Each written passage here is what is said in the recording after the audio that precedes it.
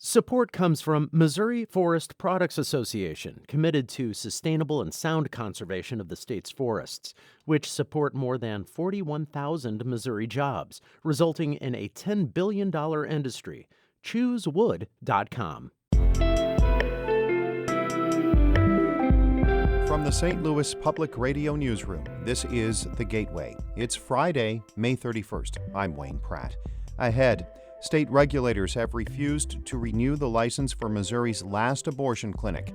Health officials say they need to investigate problems, but Planned Parenthood says investigators are running down the clock until the current license expires. It's shame on Missouri politicians and Missouri government for weaponizing the licensing and regulatory process to end safe and legal abortion in Missouri. St. Louis Public Radio's Sarah Fenton reports on the court fight over that clinic in St. Louis.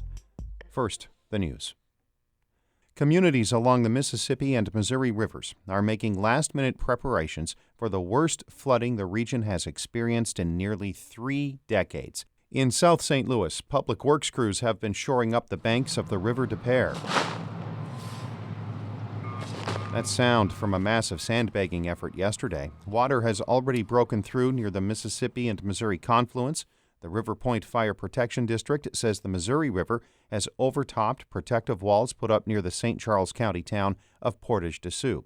In Alton, crews are building temporary walls. The city's visitor center is closed for the first time since the record flood of '93. The National Weather Service says the rivers will begin cresting today and hit high water marks into the middle of next week. It is the last day of the Illinois General Assembly's legislative session. As Brian Mackey reports, lawmakers still have a long list of things to do. Potentially, that includes legalizing marijuana, expanding the number of casino licenses, legalizing sports betting, and passing an infrastructure plan. There's also a plan to expand access to abortion and another to require gun owners be fingerprinted. And don't forget the state budget.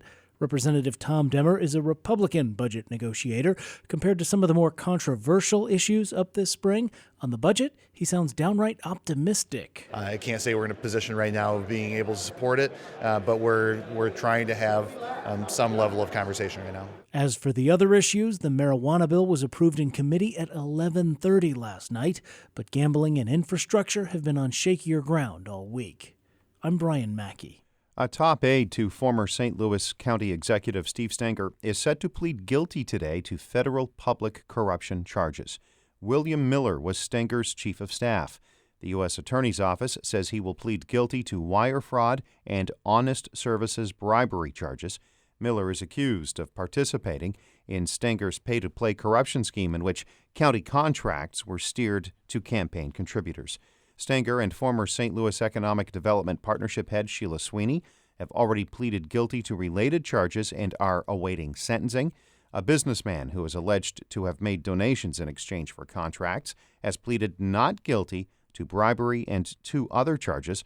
A trial date for John Rollo has not been set.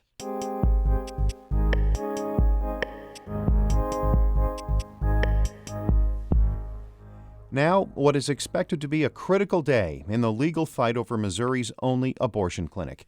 Its future rests in the hands of a St. Louis judge. As St. Louis Public Radio's Sarah Fenton reports, Planned Parenthood lawyers are seeking a restraining order to keep the state from using regulations to close the clinic.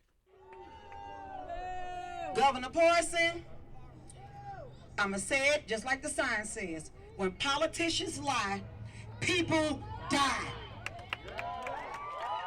The battle over abortion rights in Missouri has spilled from the courtroom into city streets. On Thursday, Planned Parenthood supporters gathered in the shadow of the St. Louis Arch to demand state officials stop trying to limit access to abortion.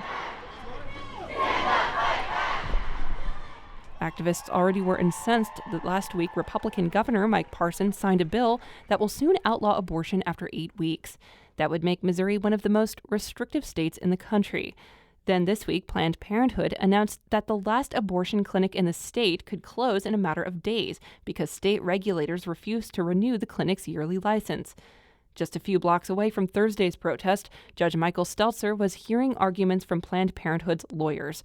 They accuse the state of using the license investigation as a pretense to shut the clinic down. Governor Parson, get your hands out of the vaginas of Missouri women. That's Mevy Mead, director of Planned Parenthood Advocates in Missouri, speaking on the steps of the civil courts building after the hearing. It's shame on Missouri politicians and Missouri government for weaponizing the licensing and regulatory process to end safe and legal abortion in Missouri. But Parson and other state officials say the investigation into the clinic isn't political. Randall Williams is the director of the Missouri Department of Health and Senior Services, which oversees the licensing process. He spoke to NPR's Audie Cornish on Thursday. 6 million people in Missouri, I'm sure many are pro-life, many are pro-choice, but our duty is to maintain the public trust by regulating these facilities such that they follow the law, regulations, and keep people safe. State officials say they need to interview several physicians who have worked at the clinic to investigate what officials call several deficiencies in patient care. The state's lawyer on Thursday cited an instance of a patient being rushed to the hospital after an abortion. But clinic doctors say they've fixed all the issues the state found during its annual inspection earlier this spring. If it was about health and safety of our patients, the Department of Health has the power and prerogative to stop our provision of care the moment they identify a safety concern. David Eisenberg is an OBGYN and the clinic's medical director. He says the clinic now requires that the same doctor who consults with a patient before an abortion also performs the procedure. But he says now the state wants to keep digging. State health officials want the clinic to make 5 other physicians available for questioning before they renew its license. But Planned Parenthood says they were or are independent physicians. Those physicians, under their own lawyer's advice, have refused to talk. Eisenberg says the state's quickly changing regulations and inconsistent enforcement leave those people, many at the start of their medical careers, at risk of criminal prosecution. And the fact is that this year, the state has somehow reinterpreted the rules to believe that we are not compliant with rules that haven't changed. If the judge doesn't grant the restraining order or the state doesn't grant a renewal, the clinic's license will expire at midnight. With that, Missouri would become the first state in the country with 0 abortion clinics.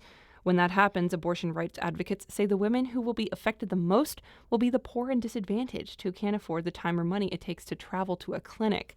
Michelle Landau is the board president of the Gateway Women's Access Fund, which provides financial support to women seeking abortions. Missouri is already in what's considered an abortion desert, where the majority of Missourians live over 100 miles from a clinic. So closing clinics is just going to make that distance even worse. The judge can make a decision based on 2 arguments, lawyers say. He could rule that because the clinic is the last abortion provider in Missouri, closing it would interfere with a woman's constitutional right to an abortion. The judge could also accept Planned Parenthood's argument that the state is performing an open-ended inspection that is, quote, arbitrary and capricious. As the state and the nation await the judge's decision, the clock ticks down on Missouri's lone abortion clinic. I'm Sarah Fenton, St. Louis Public Radio. Our David Caceres edited that report. Shula Newman is the executive editor of St. Louis Public Radio. Music by Ryan McNeely of Adult Fur. I'm Wayne Pratt, and from the St. Louis Public Radio newsroom, this has been The Gateway.